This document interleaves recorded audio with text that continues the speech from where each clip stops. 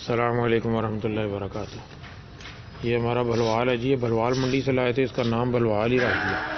वो हमारे शाहिद भाई हैं कराची वाले, तो इसे भलवाल ही कहते हैं वो, तो इसका नाम ही हमने भलवाल रख दिया जी। माशाल्लाह ये देखें जी इसके कान, माशाल्लाह है जी, बेहतरीन।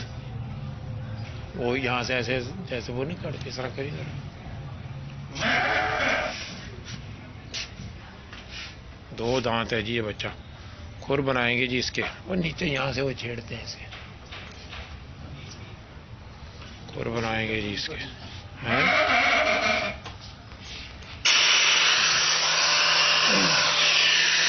ये देखेंगे खुर बना रहे हैं हम, ठंडी ना जरा दहा।